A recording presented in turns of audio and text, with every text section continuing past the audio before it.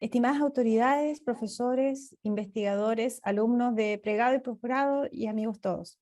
Para mí es grato poder moderar esta primera parte, este primer conversatorio, sobre un tema que a mí me apasiona y que creo que puede hacer la diferencia para nuestro país. Primero quisiera invitar a la ponente, que es Andrea Catalán, a quien conozco hace muchos años y que ha desarrollado infinidad de transferencias tecnológicas, ha valorizado tecnologías, ha transferido patentes. Ella dirigió uno de los primeros centros de excelencia que se hicieron en Chile, una asociación entre la Universidad de Concepción y la Compañía Manufacturera de Papeles y Cartones. Además ha sido directora de Innova Bio Bio, que fue la agencia regional más importante en Chile, que da préstamos para hacer investigación e innovación. También es actualmente la jefa de la Oficina de Transferencia Tecnológica y Licenciamiento de la Universidad de Concepción, y antes se desempeñó como jefa de Innovación y Emprendimiento de la Universidad de Desarrollo, sede Concepción, Chile. Andrea, por favor, solo recordate que tienes 30 minutos y que al minuto 25 voy a prender mi cámara para decirte que de manera no oficial te quedan 5 minutos. Muchas gracias, Andrea. Muchas Adelante. gracias. Muchas gracias, Ana. Un gusto saludarte como siempre. Saludo, por supuesto, al señor rector, al señor vicerrector y a todas las autoridades, investigadores, alumnos que están hoy día conectados. Para mí es un gran honor en realidad volver a participar, ¿no es cierto?, y a compartir estas experiencias con la Universidad Cayetano Heredia. Así que les agradezco muchísimo por esta posibilidad. Voy a hacer una cosa técnica primero, que voy a poner mi fondo de pantalla. No había podido porque no podía conectarlo, no podía abrir el video. Denme un segundo para poder hacerlo como corresponde.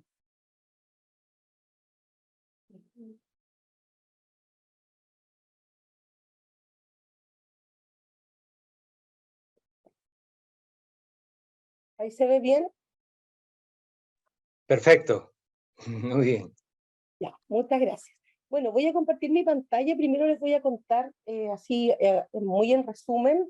Yo soy la directora, como dijo Ana, de la OTL, de la Oficina de Transferencia y Licenciamiento de la Universidad de Concepción. La Universidad de Concepción es una universidad que está no en Santiago, no en la capital, sino en la ciudad de Concepción, a 500 kilómetros al sur de Santiago. Es una universidad que tiene ya 103 años de vida. Es una universidad con mucha vocación regional. Fue una de las primeras universidades que nacieron, ¿no es cierto?, y que se fundaron fuera de Santiago. Y es una universidad tremendamente diversa en términos de las áreas de investigación y obviamente de las carreras profesionales que imparte. Tenemos 28 facultades y muchos centros de investigación. Albergamos alrededor de 30.000 estudiantes. Tenemos 3 campus. Cada campus está a 100 kilómetros aproximadamente de distancia entre cada uno. Por lo tanto, tenemos yo diría, una rotación y una posibilidad, ¿no es cierto?, de compartir entre los investigadores de los campus, que es bastante alta. Esta universidad, como yo bien les decía, es una universidad privada, pero que actúa como si fuera una universidad pública en algunos aspectos, pero nosotros no. A veces conviene esto, pero a veces no es tan conveniente. Es una universidad que sí tiene aportes estatales, pero como les digo, es una corporación. Como les decía, ya tiene 103 años de vida, de lo cual estamos muy orgullosos, y tiene un campus muy bonito. Así que para los que no conocen, obviamente abiertas las puertas para que vengan a conocer la Universidad de Concepción.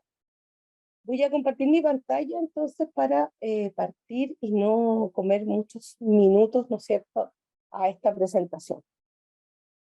Bueno, les voy a contar cuál ha sido nuestro camino como Universidad de Concepción en el ámbito de la transferencia tecnológica. Nosotros partimos más o menos el 2000 con cosas muy incipientes en este mundo. Y cuando estaba haciendo la presentación me encontré con una slide que hace ya 16 años presenté en un encuentro en Tijuana, en México. Estábamos participando en un proyecto CITED, en donde habían universidades mexicanas, universidades brasileras, argentinas, peruanas y nosotros, y tuvimos que hacer un diagnóstico en ese minuto de cómo estábamos, y en realidad en ese momento llegamos a la conclusión de que estábamos más o menos todos parecidos, ¿no es cierto?, en términos de lo que era la transferencia tecnológica en ese minuto. Eh, Les voy a leer muy sucintamente lo que discutimos en ese minuto acerca de las políticas públicas de fomento que existían, y ahí dice: no se ha definido la actividad de transferencia tecnológica como crítica para acelerar la incorporación de los resultados de I+D al mercado. Es decir, no había una conciencia de que la actividad de transferencia tecnológica era la que podía movilizar estos resultados de I+D y provocar el impacto que espera la investigación y desarrollo. Tampoco existían instrumentos para financiar la creación de estas oficinas. Había un desarrollo dispar entre las universidades chilenas. En ese minuto habían dos universidades, la Universidad de Chile y la Universidad Católica, que tenían una actividad de investigación mucho más potente, pero aún así, en términos de transferencia tecnológica, tampoco habían destacado. Recién se había creado la oficina de transferencia de resultados de investigación que se llamaba OTRI Chile, que era una suerte de hub en donde muchas universidades, ¿no es cierto?, podían llegar con sus resultados de investigación para que ellos los transfirieran.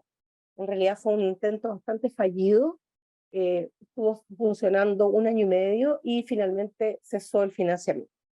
Y por otro lado, la actividad privada, en términos de la participación de las empresas, era bastante baja, y la verdad es que tampoco las empresas confiaban en que la investigación y desarrollo realizada en las aulas de las universidades podía, ¿no es cierto?, constituir innovación.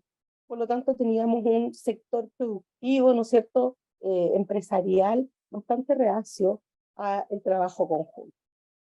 Desde el punto de vista de las políticas ya más institucionales, ¿no es cierto?, la participación de universidades en nuevas empresas, no había ningún reglamento, y en realidad yo diría que en ese momento estaba muy en tela de juicio la participación de las universidades en estas nuevas empresas, sobre todo y en particular en el caso de la Universidad de Concepción. Había tenido malas experiencias con empresas que no eran de base científica tecnológica, sino más bien eran empresas relacionadas, como por ejemplo teníamos una imprenta, una radio, y la verdad es que la gestión de esas empresas no había sido positiva, y por lo tanto había muchas barreras, ¿no es cierto?, para volver a conversar sobre si la universidad tenía o podía o quería participar en nuevas empresas. Por otro lado, incentivos a investigadores en su evaluación académica, perdón, tampoco estaba claro. En ese minuto nosotros solamente considerábamos en la evaluación académica la incorporación de las publicaciones, como es lo más tradicional. Por lo tanto, todas las otras acciones que tenían que ver con transferencia tecnológica no estaban recogidas en esa evaluación académica. Por otro lado, la propiedad de los resultados de I+D tampoco estaba claro. En ese minuto estábamos recién desarrollando un reglamento de propiedad intelectual, y la verdad es que teníamos casos que cuando uno los mira hacia atrás uno dice: ¿cómo pudimos hacer eso? Porque en realidad no teníamos una norma clara, y entonces en ese minuto estábamos compartiendo la propiedad de los resultados de investigación con todos los inventores, y eso obviamente producía problemas de gobernanza bastante complicados. Participación de beneficios de la explotación comercial hacia los inventores tampoco estaba. El reglamento de propiedad intelectual tampoco recogía esa posibilidad de que los inventores pudieran participar de la explotación comercial, porque evidentemente, como en el reglamento de propiedad intelectual los inventores también eran propietarios, entonces se reconocía que de esa forma iban a participar. Pero obviamente, como les decía anteriormente, la gestión hacía muy complejo esa figura, y por lo tanto tuvimos que cambiarla, y en ese instante, en ese periodo, los inventores quedaron sin beneficios para la explotación comercial. Por otro lado, la infraestructura para la incubación de empresas era bastante reciente y estaba enfocada más bien a emprendimiento para estudiantes. Y por lo tanto no tenía el foco de base científica tecnológica, había poco también know-how dentro de la propia incubadora para poder abordar procesos como los que se requieren cuando uno hace una empresa de base científica tecnológica.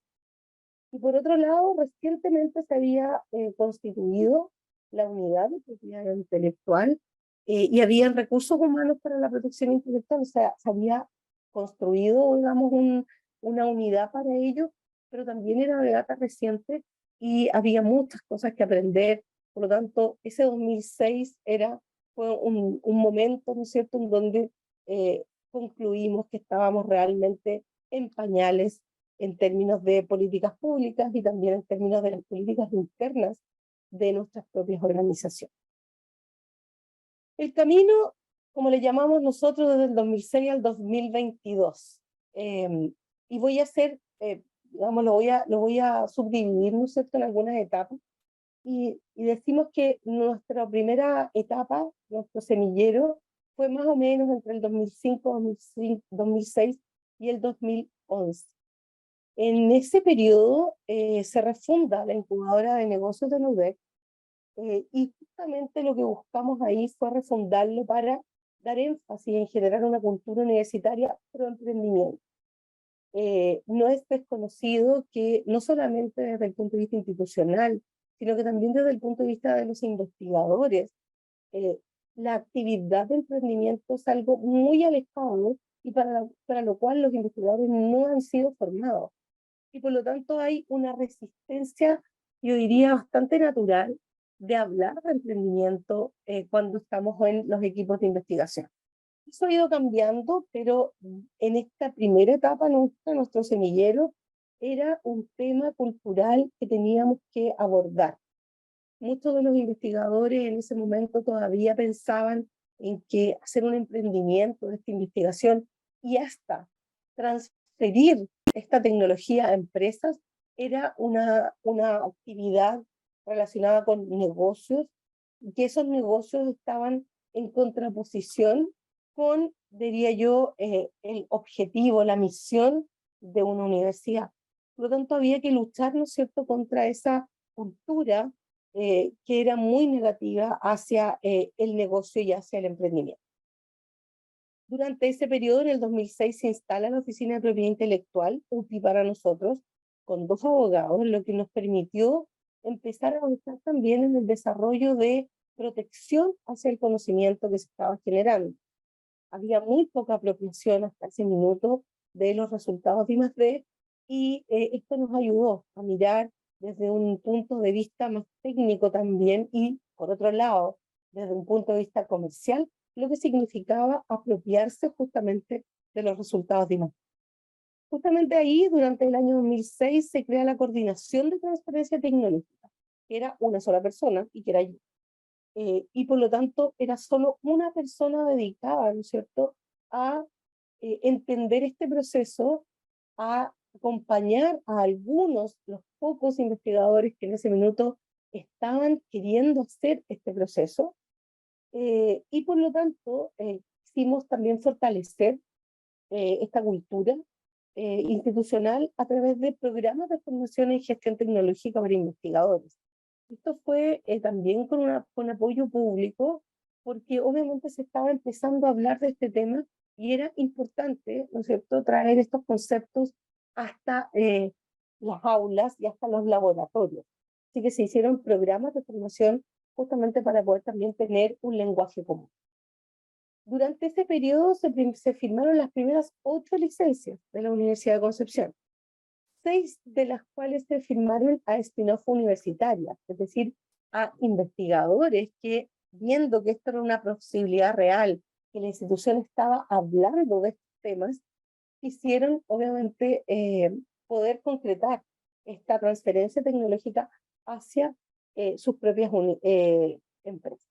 Y por otro lado, las otras 2 se firmaron empresas ya establecidas de tamaño mediano, ¿ya? Siempre era más fácil conversar con empresas que eran un poquito más pequeñas, y que tenían mayor flexibilidad. Los resultados de este periodo es que más de 40 investigadores se formaron y empezaron ya a tener nociones de lo que era la gestión tecnológica. Recibimos solo $1.000 de regalías de estas 8 licencias que se firmaron, pero además tuvimos una demanda de un investigador, ¿ya? Y fue una demanda porque, obviamente, como teníamos un reglamento de propiedad intelectual que no era claro, él sentía, ¿no es cierto?, que nosotros habíamos tomado decisiones de su tecnología erradas y que lo habíamos perjudicado. Por otro lado, también tuvimos una demanda por parte de una licenciataria.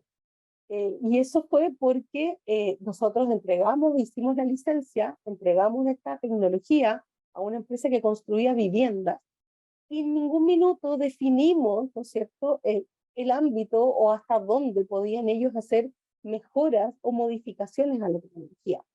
Y bueno, cuento corto, ellos modificaron la tecnología para abaratar costos. Nosotros no teníamos un sistema de seguimiento ni monitoreo y por lo tanto ellos construyeron, yo diría, unos 3 barrios de casas, y el último, que fue en donde ellos hicieron el ajuste en términos de costos, obviamente tuvieron problemas en la construcción. Los habitantes, los dueños de esas casas se querellaron contra esa empresa y la empresa nos culpó a nosotros porque nosotros le habíamos entregado una tecnología que no era adecuada. Bueno, en realidad son cosas que nos hacen aprender, ¿no es cierto? Solo una de esas 6 spin-offs que yo les cuento está vigente hoy, ¿ya? Y eso también es importante para algunas reflexiones que vamos a hacer. La licencia fue terminada por no cumplimiento de hitos, es decir, ellos licenciaron la tecnología, se constituyeron, trataron de levantar esa tecnología y llevarla al mercado, no pudieron, diversificaron sus servicios, hicieron otras cosas y por eso hoy día está vigente. La licencia obviamente no fue exitosa. Mucho de esto nos llevó a entender que teníamos muchas cosas que aprender y muchas cosas que resolver. Es decir, imagínense que en 6 años tuvimos una demanda de un investigador que finalmente fue desvinculado de la institución, pero que queda un sabor tremendamente amargo, porque además es algo que salió en el periódico y obviamente nos puso bastante mal. Pero todos esos errores nos llevaron, ¿no es cierto?, a generar algunos cambios. Y esto quiero detenerme de que estos aprendizajes y estas pruebas que uno va haciendo en este camino, es imposible que uno planifique y ordene y tenga todo tan, ¿no es cierto?, perfecto para poder avanzar. Y obviamente eso requiere tiempo. Entonces siempre creo, de la experiencia que nosotros hemos visto y que hemos visto en otras universidades, yo vengo llegando recién del encuentro de la Red de Gestores Tecnológicos de Chile, y comentábamos que a veces es mejor la prueba y el error para poder avanzar y sacar aprendizaje que estar esperando una super planificación, una super programación, y al final eso enlentece muchísimo más los procesos.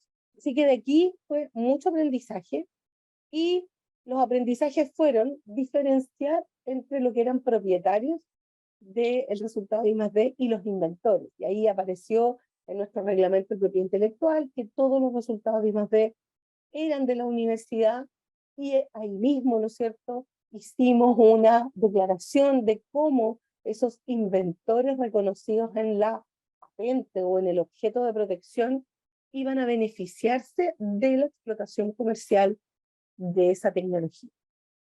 Entonces, definimos la necesidad de generar una política de propiedad intelectual más ad hoc, ¿no es cierto?, a la situación que nosotros vivíamos permanentemente y específicamente en la Universidad de Concepción. También se entendió que había necesidad de incentivos para los inventores y para otros actores internos en la universidad.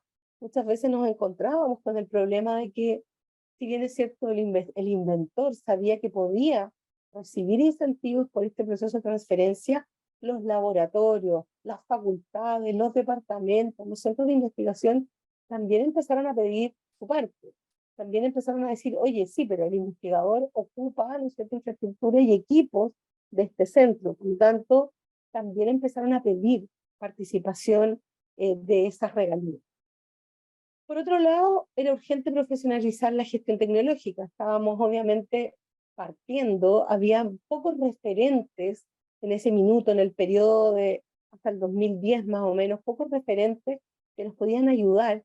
Y teníamos esta red con el proyecto CITED, pero en realidad nos ayudábamos entre todos los que estábamos más o menos en la misma situación.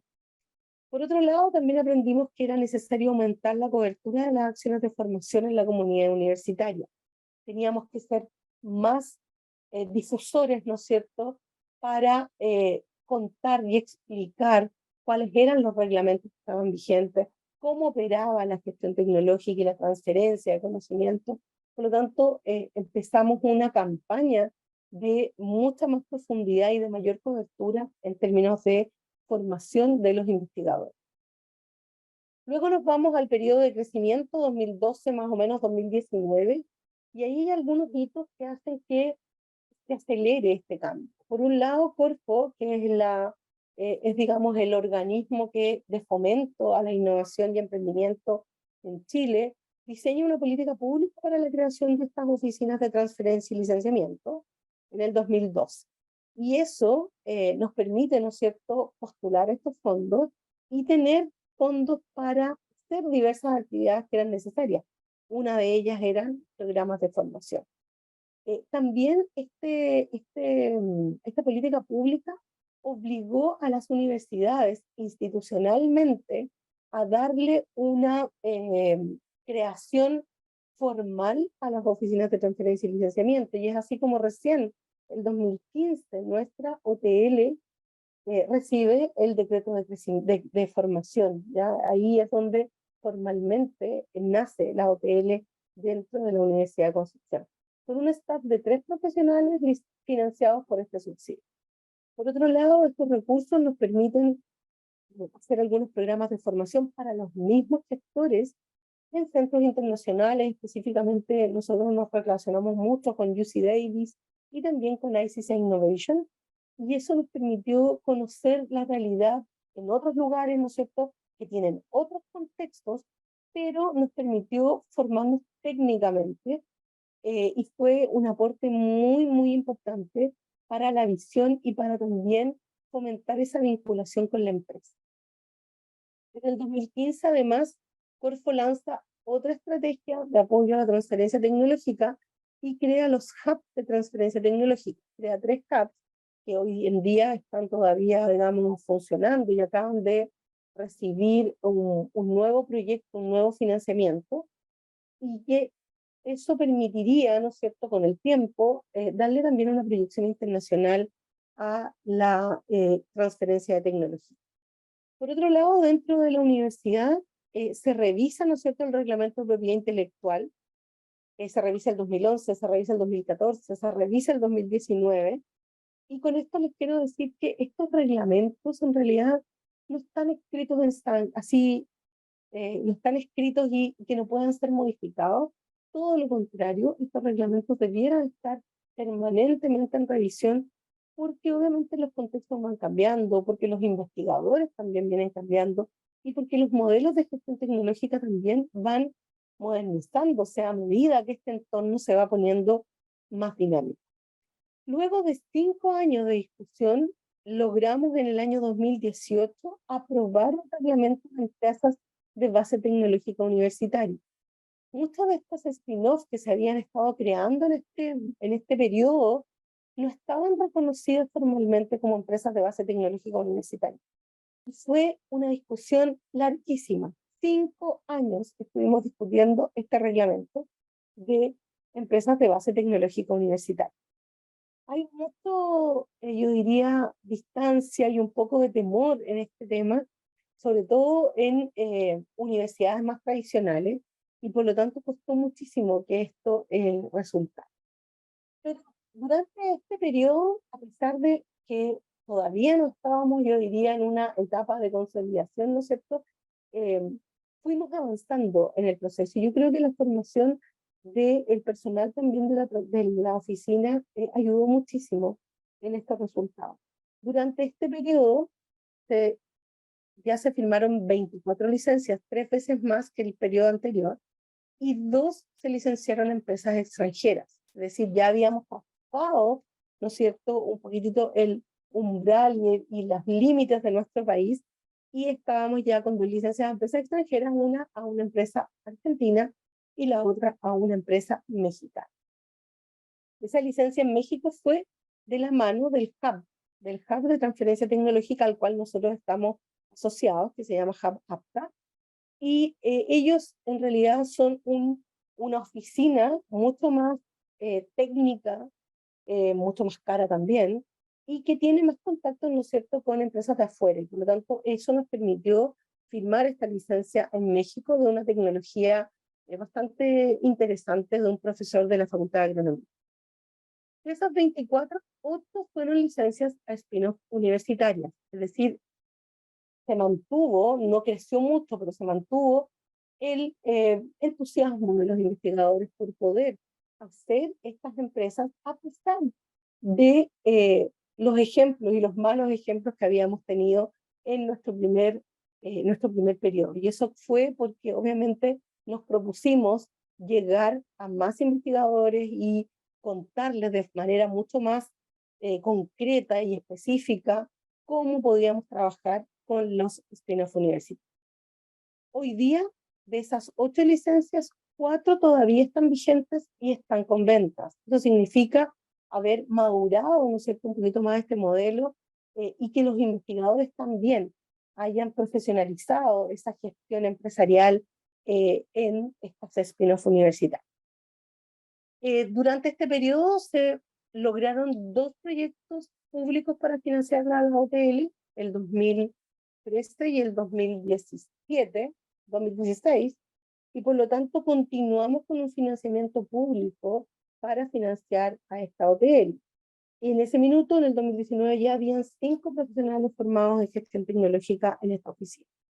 Y también hicimos algo que creo que fue también un motivador y un incentivo muy importante, y se los recomiendo, por cierto, que fue instaurar los premios Ciencia con Impacto. Y aquí empezamos a cambiar un poquito toda nuestra terminología, ¿no es cierto?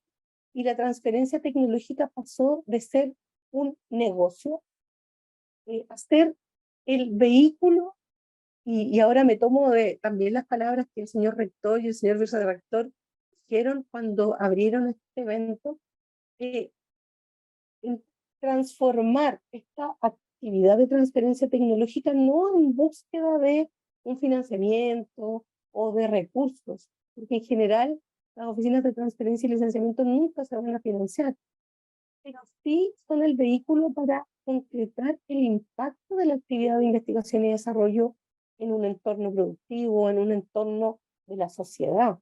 Por lo tanto, es tan relevante que nosotros empezamos a entregar premios, ¿no es cierto?, y reconocimiento a esos equipos que tienen un propósito, que hacen investigación buscando, ¿no es cierto?, hacer un impacto, tener un impacto positivo, ya sea en una comunidad, en un barrio, en una ciudad, en el país o en un sector industrial particular, pero es importante poner ya la palabra impacto. Eso a nosotros nos permitió que muchos de los investigadores que fueron premiados en estas primeras versiones fueran nuestros ejemplos, ¿cierto? Nuestros primeros casos de éxito, pero que también fueran inspiradores para otros investigadores. Esto ha sido súper interesante y hasta el día de hoy ya llevamos la 6ª versión de los premios Ciencia con Impacto y los investigadores lo esperan y además se ponen como meta que el próximo año tienen que estar, ¿no es cierto?, recibiendo un reconocimiento. Eso ha modificado mucho culturalmente a nuestra Gaby, ya te vi. Así que vamos que se puede, porque este periodo fue un periodo de crecimiento súper importante. En el periodo que estamos hoy día, y con esto voy a cerrar, de consolidación, ya tenemos un tercer proyecto público para financiar esta OTL. Se amplía el concepto de transferencia tecnológica a transferencia de conocimiento.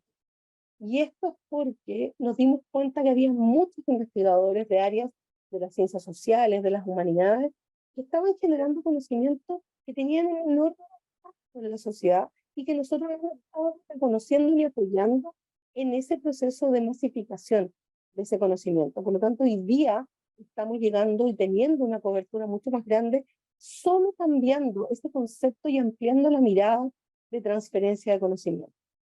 Hoy día tenemos ya una red de gestores tecnológicos en la Universidad de Concepción, no solo nuestros gestores tecnológicos de la OTL, sino que también en las otras facultades y en los centros de investigación hay personas que se están dedicando a hacer gestión tecnológica y que hoy día alimentan, ¿no es cierto?, nuestros portales, nuestro sitio, ¿no es cierto?, con todos los reportes de invención que ellos logran obtener de todos esos equipos de investigación.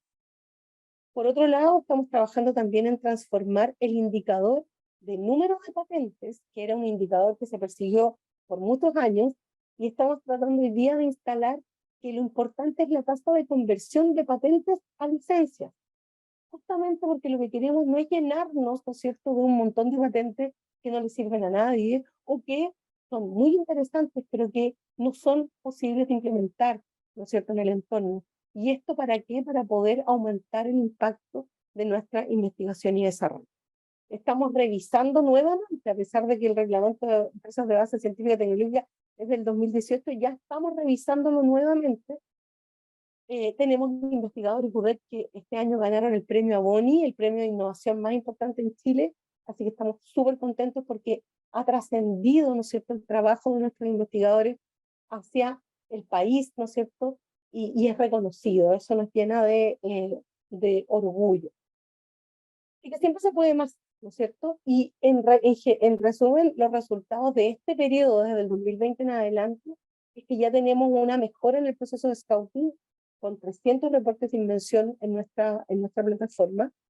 Hemos firmado en este periodo 18 licencias en 3 años, con 7 spin-off universitarias, 2 empresas de alumnos, eso ha sido muy interesante, y 4 licencias no onerosas en esta transformación, ¿no es cierto?, de la transferencia de conocimientos y reconociendo el aporte de estos conocimientos en otras áreas. Hemos ya también abierto la posibilidad a licencias no onerosas a entidades públicas, a asociaciones que requieren, ¿no es cierto?, el apoyo con este nuevo conocimiento. A día de hoy, ya desde el 2005, logramos nuestra licencia número 50, así que estamos muy contentos, y tenemos entre el periodo 2020 y 2021 ya $100.000 en regalías, con 10 licencias en formalización y 2 de ellas a empresas europeas, así que ya hemos cruzado el charco con nuestras tecnologías. Solo contarles las deudas y los desafíos que tenemos para el futuro. Primero, asegurar el financiamiento de la OTL. Hoy en día, la OTL se financia en un 60% con fondos públicos, y esto a veces no es tan bueno porque la institución también confía en que alguien está financiando esta actividad, y entonces cuesta, ¿no es cierto?, hacer que finalmente el 100% sea financiamiento institucional. Y eso también estamos buscando ver cómo también podemos cambiar la distribución de las regalías para que esto aporte al financiamiento de la oficina. Por otro lado, estamos fortaleciendo el rol de la incubadora en el apoyo de las spin-off universitarias, con un nuevo programa entre la incubadora y la OTL, porque si a las spin-off les va bien, a nosotros también. Por lo tanto, es muy importante que estas spin-off universitarias se mantengan, crezcan, vendan, ¿no es cierto?, porque es un vehículo muy interesante. Incorporar a la evaluación académica las acciones de gestión tecnológica. Hoy en día tenemos a las patentes, pero todavía nos faltan las acciones de transferencia, es decir, las licencias, y estamos haciendo un piloto en la Facultad de Ingeniería. Y tenemos que implementar el Consejo de Gestión Tecnológica. Solo, si la Gaby me permite, decirles que estamos revisando el reglamento de spin-off universitaria, porque solo 4 de las 22 spin-off universitarias están reconocidas en el reglamento vigente.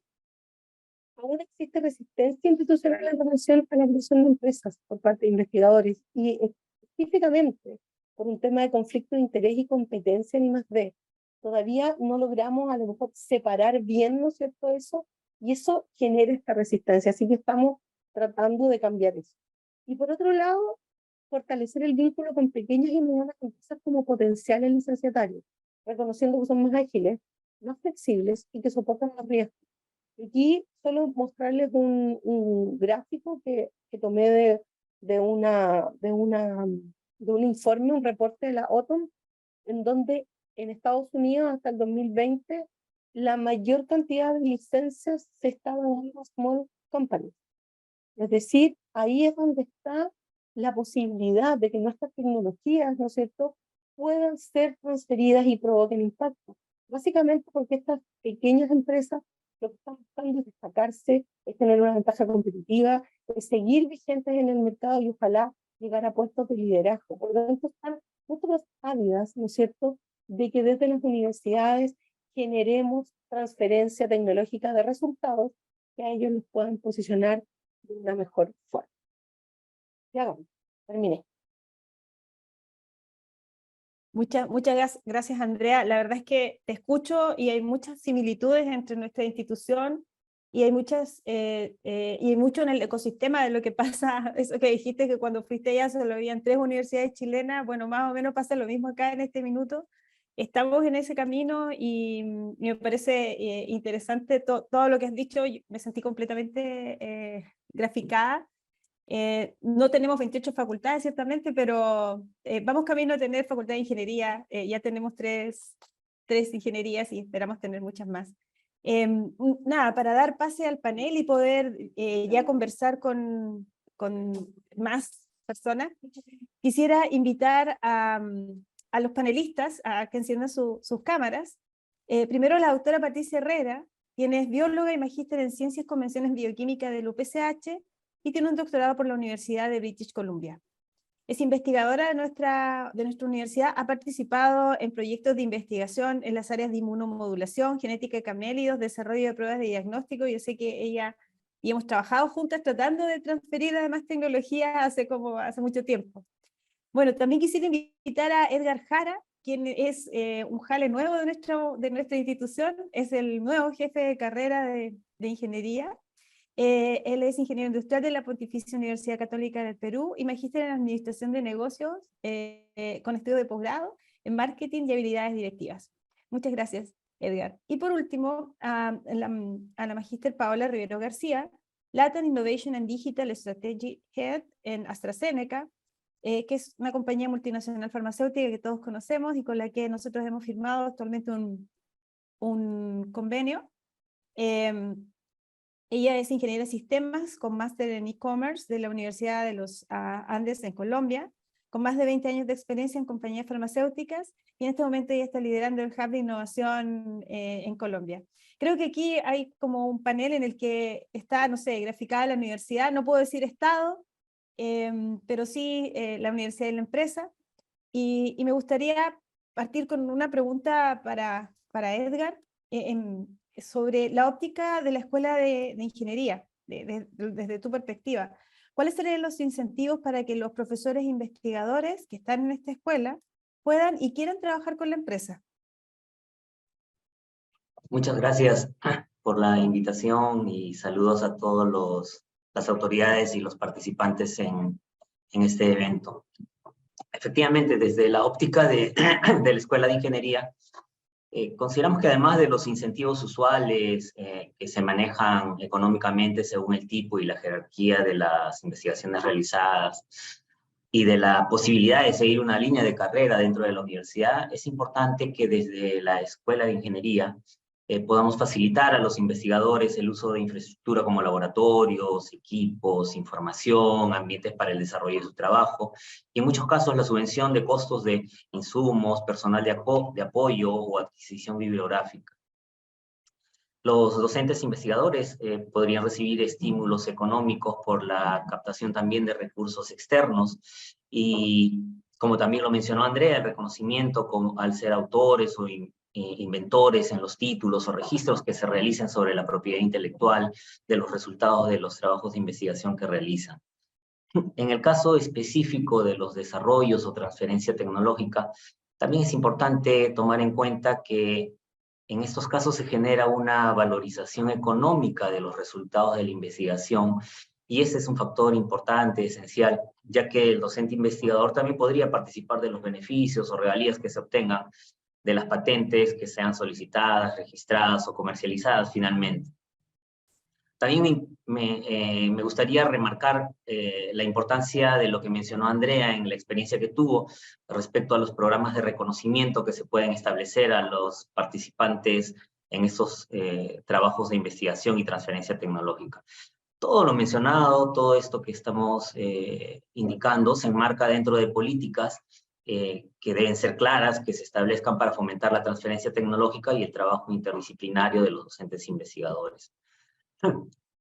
Además, en los procesos con la empresa, normalmente se generan oportunidades a los participantes, a los docentes investigadores, a través de capacitaciones, asistencia técnica, consultorías o el impulso mismo de emprendimientos.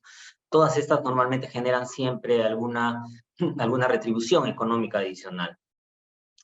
Finalmente, un aspecto que también es importante, que puede generar motivación para los docentes investigadores, es alentar a que ellos tengan una conciencia clara de la enorme oportunidad que existe para trabajar la investigación relacionada con empresas.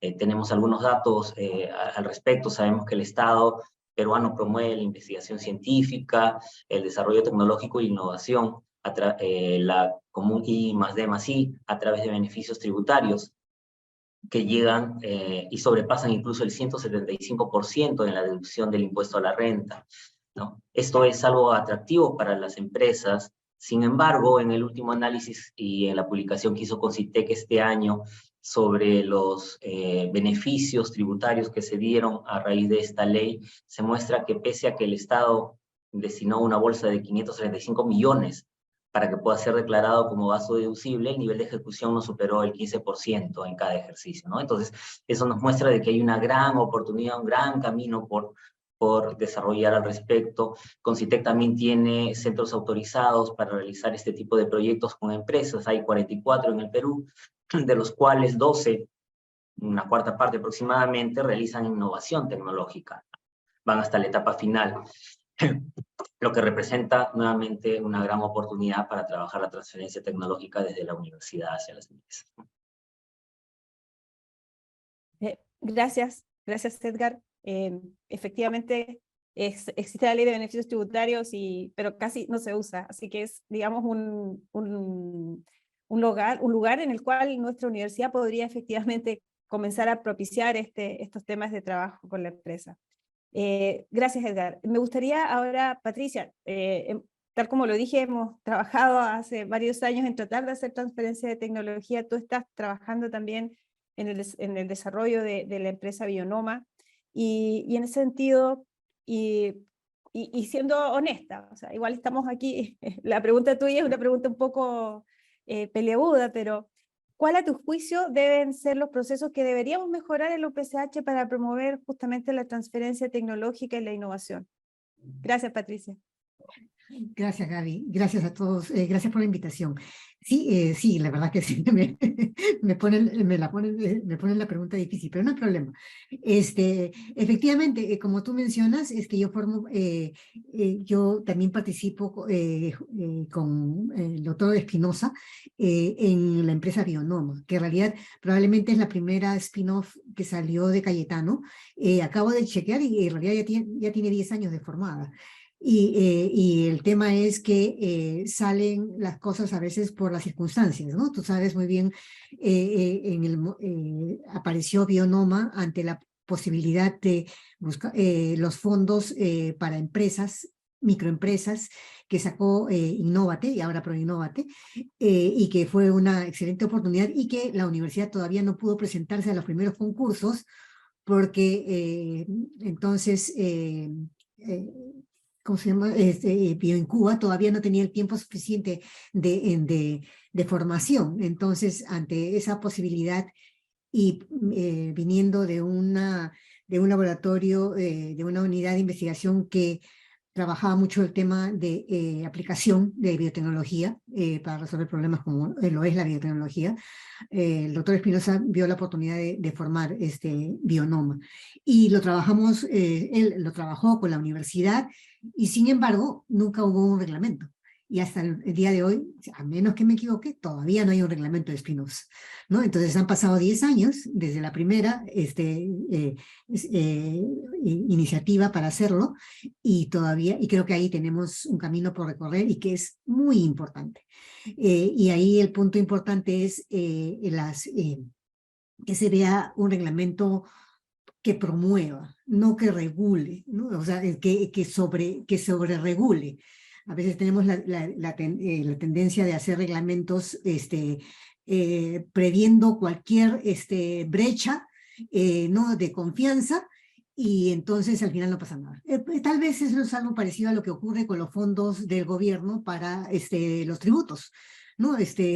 Habría que preguntarse por qué no se está presentando las empresas a ello. Tal vez porque siempre el temor de la SUNAT, o sea, bueno, no quiero especular, pero ahí hay un tema por resolver, ¿no? Entonces, en la universidad hay muchas investigadores que sabemos que tenemos el grupo de investigadores más consolidados en el país.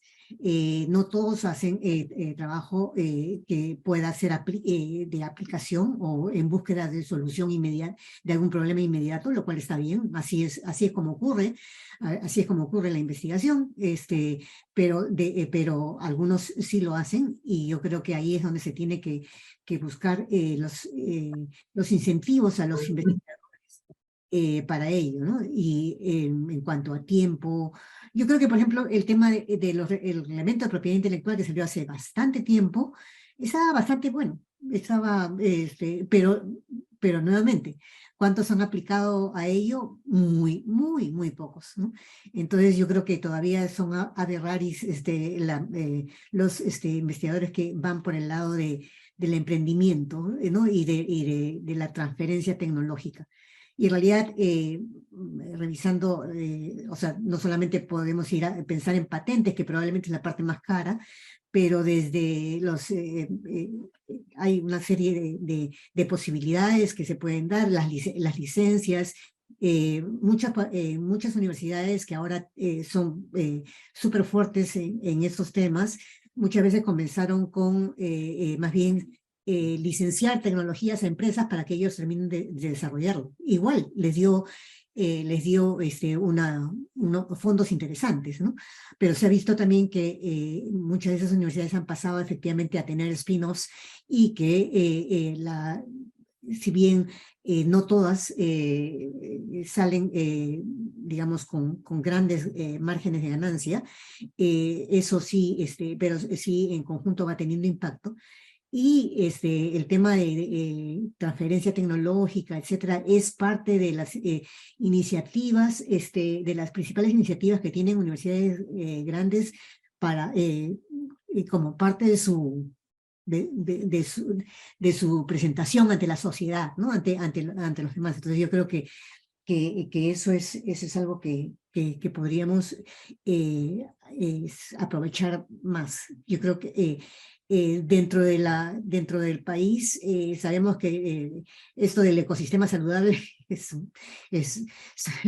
son buenos deseos, pero yo creo que dentro del país Cayetano en realidad tiene una serie de condiciones que permitirían que en realidad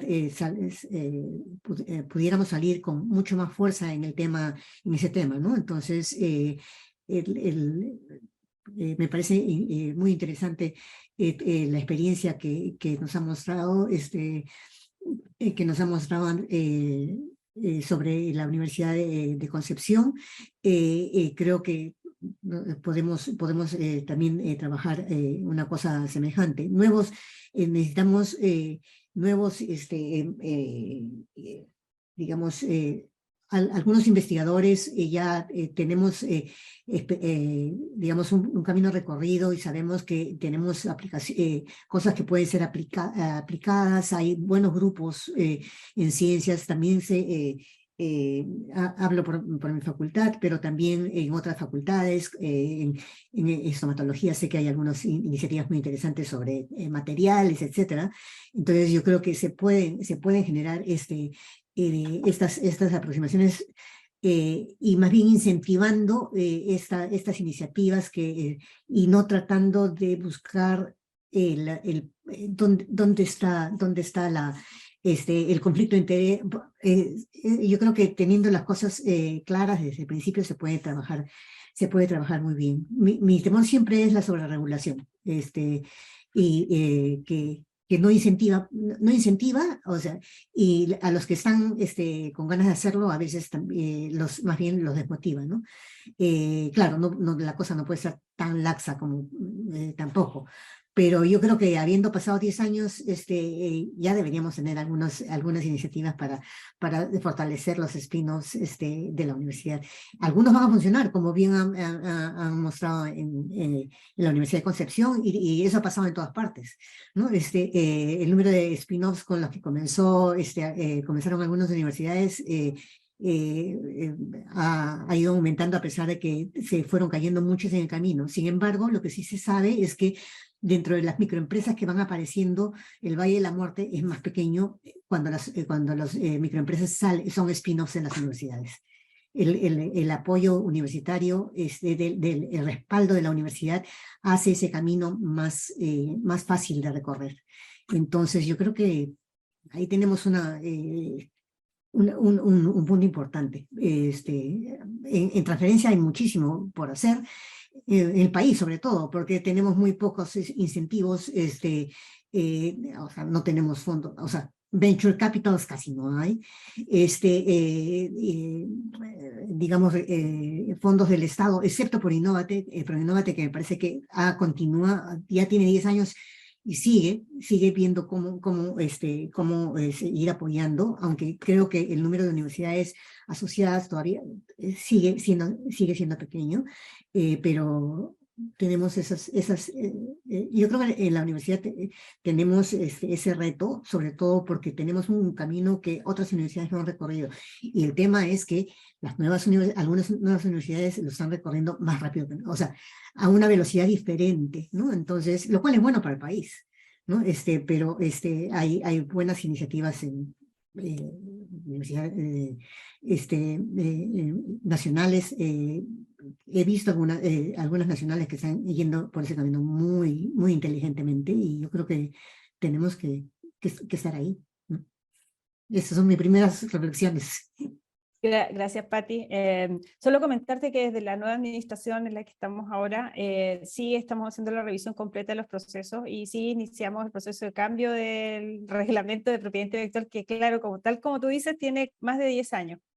Y estamos a puertas de terminar el reglamento de spin-off y startup, con una mirada de orden, de poder fomentar y todo esto, así que vamos por la misma línea. Bueno, ahora siguiendo con el otro lado, con el que recibe, digamos, la transferencia que nosotros hacemos.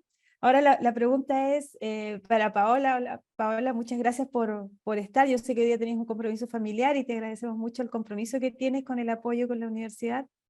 Yo quisiera preguntarte desde lo que conoces del Perú y desde lo que conoces del ecosistema, ¿cuáles crees tú que deberían ser las acciones que las universidades desde Perú deberíamos desarrollar para establecer un acercamiento al trabajo con empresas? Adelante, Paula. Yo sé que estás con baja señal de internet. Si deseas, puedes apagar tu cámara. Sí, voy a tratar de probar. ¿Me escuchan ahí? ¿Me Sí. escuchan bien? Sí. Bueno, Gabriela, primero agradecerte a ti y a la universidad por la invitación. Para mí es un placer estar acá, y a estos ponentes que han dado mensajes tan importantes para la audiencia. Entonces, para irme ya directo a la pregunta, con la experiencia que tenemos desde AstraZeneca, que para el caso de la audiencia me gustaría dar una explicación muy rápida. Es una farmacéutica a nivel global, donde su foco está en la ciencia y en generar medicamentos que ayuden a mejorar la calidad de vida de los pacientes. Hemos venido creando ecosistemas muy robustos, y la academia, y en este caso hablando de las universidades, específicamente en Perú, van a ser los principales actores como articuladores. Creo que esa es la palabra que define a la academia en acciones concretas. Y yo te puedo dar ejemplos clarísimos que venimos trabajando a nivel global y mucho más cercanos que a veces esos escenarios mucho más de países más desarrollados se nos vuelven lejanos a nuestras realidades. Voy a dar ejemplos muy cercanos, tipo Colombia, que es uno de los modelos que estamos implementando a seguir en términos de un ecosistema enfocado en innovación y salud. Entonces, acciones muy concretas, y voy a empezar tal vez por la más obvia, estos temas de educación. Y educación es clave en la academia porque en un tema tan importante como es salud, ciencia, necesitamos estar en las actualizaciones continuas. Y no solo como empresa privada, sino en los actores a los cuales estamos conectando.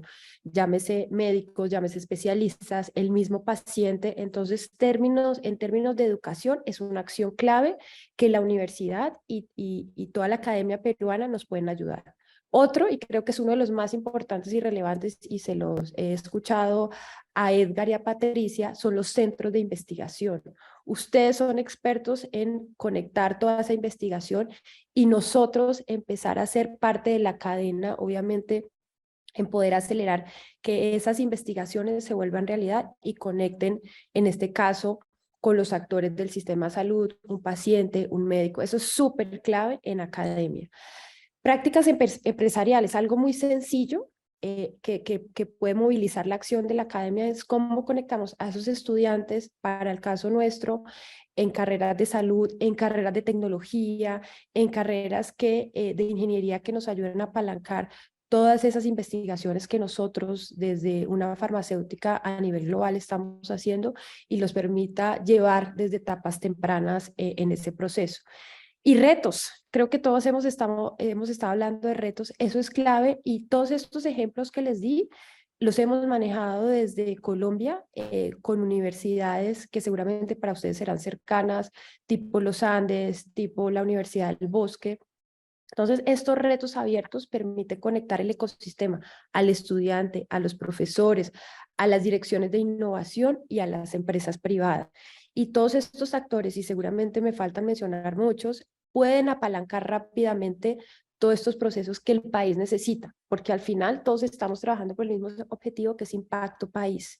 Entonces, creo que la academia tiene una responsabilidad muy grande en ser ese articulador que permita avanzar en acciones claras y concretas. Yo solo di 4 ejemplos que pueden evidenciar una realidad para Perú y que seguramente parte de este acuerdo que tenemos entre AstraZeneca y la Universidad Cayetano Heredia seguro va a permitir que otros actores se unan y podamos entregar soluciones reales para el sistema de salud, en este caso, que es el interés nuestro.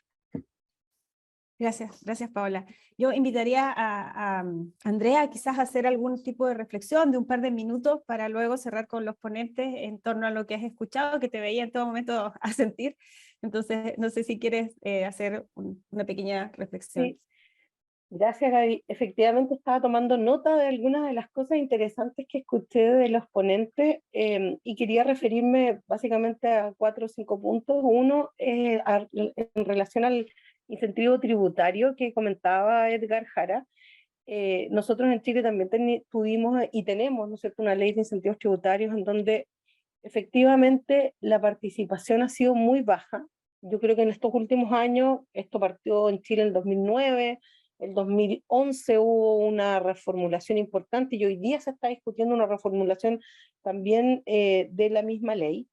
Y lo que ha pasado es que solo las empresas grandes han digamos, obtenido, no se lo hayan podido postular y recibir ese incentivo tributario, justamente porque esas empresas son las que tienen el flujo de caja para poder hacer la inversión y luego, ¿no es cierto?, tener el incentivo tributario. Por lo tanto, esta ley ha permitido más bien reconocer a las grandes empresas en sus acciones de innovación y las pequeñas y medianas no lo han podido aprovechar. Yo creo que ahí hay que hacer alguna modificación estructural para que justamente beneficiemos a esas empresas pequeñas y medianas que tienen muchas más ganas, ¿no es cierto?, y mucha más disposición para hacer procesos de innovación y que son también más flexibles. Así que en ese sentido la experiencia es súper parecida.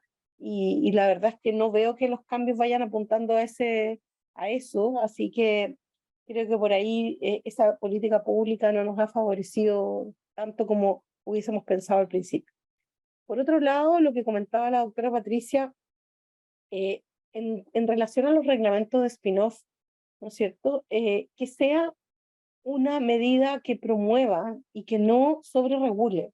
Y esa es una de las discusiones que hoy día estamos teniendo, justamente porque cuando nosotros hablamos de modificación del reglamento, vienen los abogados y nos dicen, no, es que hay que ponerle más regulación, más monitoreo, más fiscalización. Querían que todas las empresas que querían ser spin-off universitarias fueran antes al comité de conflicto de interés, y yo decía, por algo estamos haciendo una regulación. ¿Cómo las vamos a llevar a todas? Si el conflicto de interés se genera en una situación particular, no porque tú naces. Entonces, obviamente uno tiene que luchar, y desde las áreas técnicas de innovación, nosotros en ese sentido somos mucho más promotores, tratamos de ser más amplio y libre, ¿no es cierto?, de tal forma de nosotros ir construyendo a partir de las experiencias, y no al revés, que es de escribir un reglamento que sobreregule para que no nos pase nunca nada. Claro, no nos va a pasar nada, ni malo ni bueno, con un reglamento así. Entonces estamos tratando de resolver eso. Y por otro lado, creo que ahí la promoción va por el lado de las medidas de apoyo que las universidades pueden darle a estas empresas.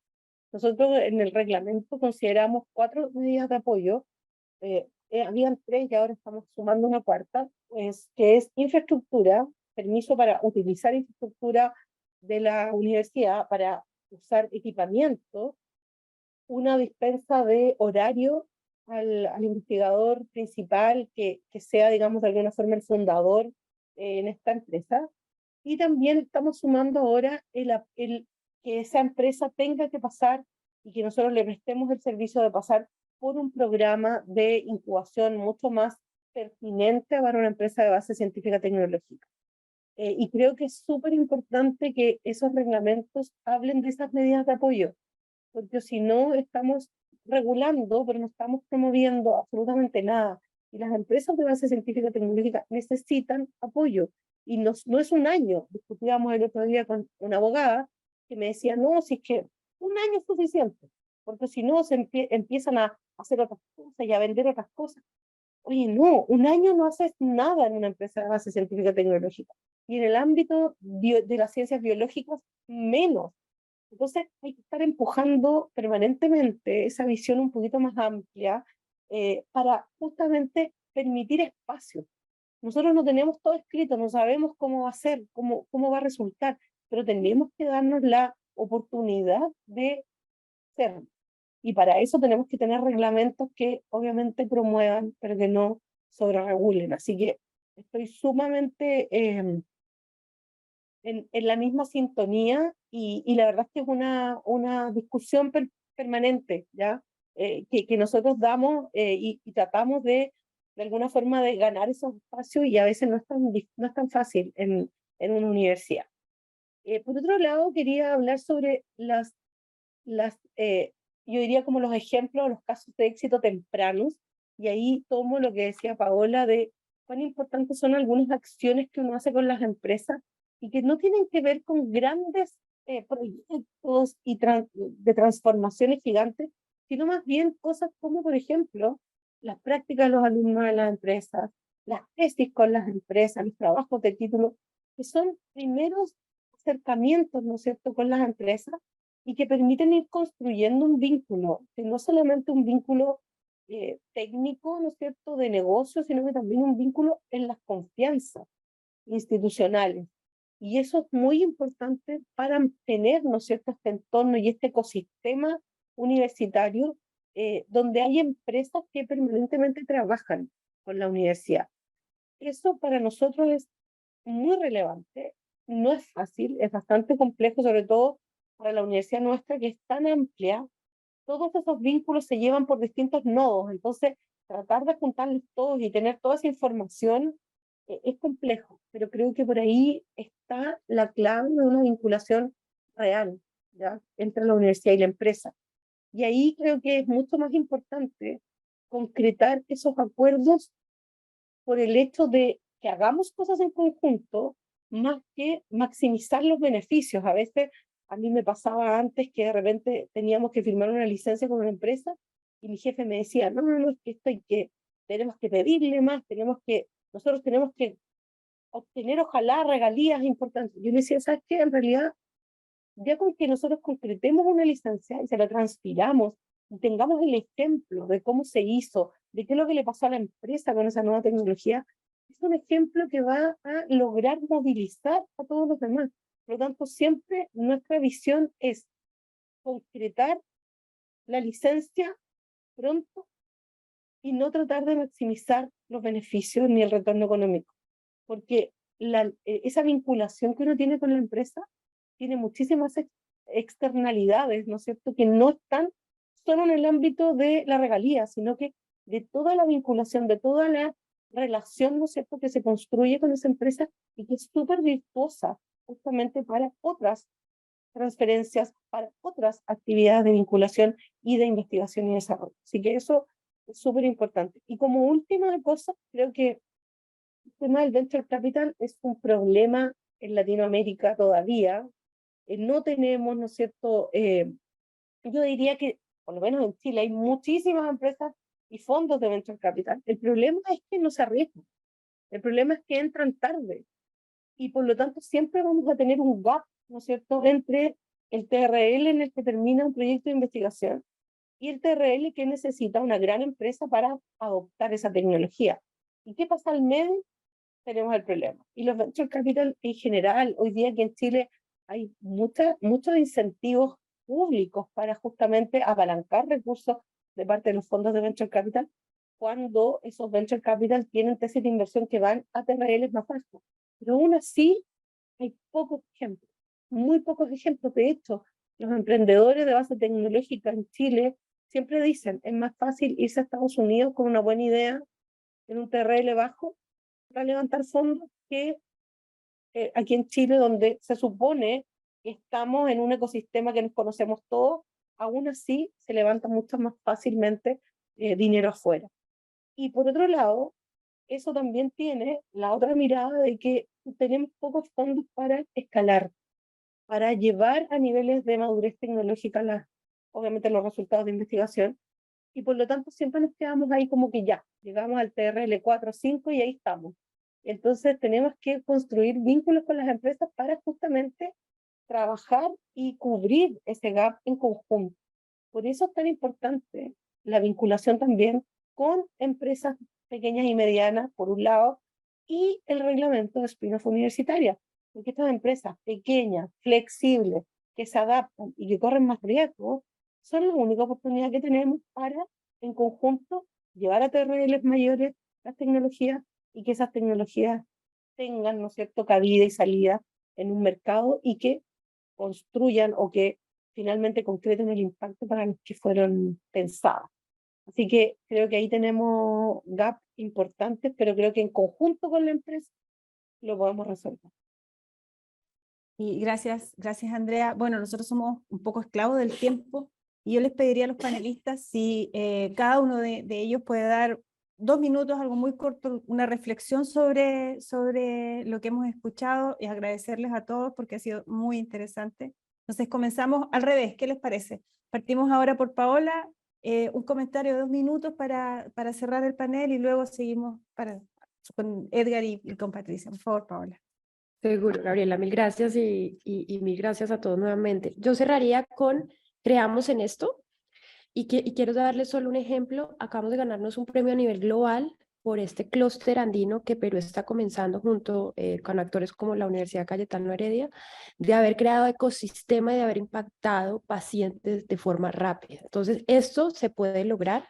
Y creo que lo decía claramente Andrea con ejemplos sencillos. No pensemos tal vez en ese proyecto inmenso, grande. Sí hay que pensar en esos también, pero también pensemos en esas ganancias tempranas que podemos hacer con todos los actores. Y acá todos los actores es academia, gobierno, startups, empresa privada, muchos actores y todos creo que estamos interesados en que esto funcione. Y hablando de Perú, no dudo porque veo solo talento.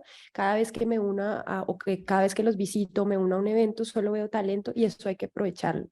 Entonces, que ese sea el reto para que todos empecemos a trabajar y generar estas soluciones tecnológicas que impactan al país desde la academia y que al final apalanca e impacta toda la cadena. Entonces, los invito a creer en esto y a que todas sus ideas las postulen y que seguramente vamos a tener actores que respalden esas ideas y las empiecen a desarrollar rápidamente. Gracias, Paola. Edgar, por favor, adelante. Sí, muchas gracias. Solo un mensaje final para terminar. La Universidad Peruana Cayetano Heredia se caracteriza por su fortaleza en la investigación en el Perú y brinda las condiciones ideales para que junto y de la mano con las carreras de ingeniería que estamos desarrollando podamos crear una cultura y un entorno exitoso para poner en práctica la transferencia tecnológica que permita influir decisivamente en la mejora de nuestra sociedad. Y eso es inherente a las ingenierías porque la naturaleza misma de la disciplina de la ingeniería está orientada a intervenir en los desafíos cotidianos que tiene la sociedad y las empresas, y por ello las carreras de ingeniería que tenemos pueden brindar una posibilidad enorme de entablar contactos, estrechar vínculos y desarrollar una relación importante entre la universidad y las empresas. Gracias. Gracias Edgar. Gracias por la compañía y bueno, seguiremos trabajando en conjunto con ustedes. Patricia, por favor, para cerrar el panel, 2 minutos de tu reflexión. Gracias, Gaby. Gracias a todos. A ver, yo creo que es importante trabajar sobre el tema de incentivos para ese tipo de iniciativas antes de que el tema regulatorio. Ahora lo que sí veo con mucho optimismo el equipo que está trabajando ahora en vicerrectorado sobre ese tema, que tiene experiencia y sabe bueno, probablemente va a sacar buenos instrumentos para manejar estas cosas. Entonces, los incentivos, el tema que estamos muy preocupados siempre por la gestión de la calidad, lo cual es muy bueno, pero gestión de la calidad no significa generar un reglamento para cada cosa que vamos haciendo, ¿no? Entonces eso creo que es importante. Y lo último es que, estos incentivos para los investigadores que hacen ese tipo, que están más cerca de la transferencia tecnológica, pero no olvidarse que no son todos, o sea, no toda la investigación va hacia el lado de posibles productos para la transferencia, ¿no? Las dos, o sea, tenemos que hacer investigación, punto. Pero que aquellos que están hacia el lado de transferencia, que reciban los incentivos que sean necesarios en cuanto a tiempo, reconocimiento, a ver que no hay conflictos de intereses, ¿no? Estos temas de compliance últimos están un poco complicados, muchas de las cosas podrían estar en el rubro de conflictos de interés, y creo que por ahí no fue la idea de sacar este reglamento. Entonces yo creo que hay que revisar esos temas para tranquilidad de todos los que estamos trabajando en estos temas. Eso. Gracias. Gracias, Patricia.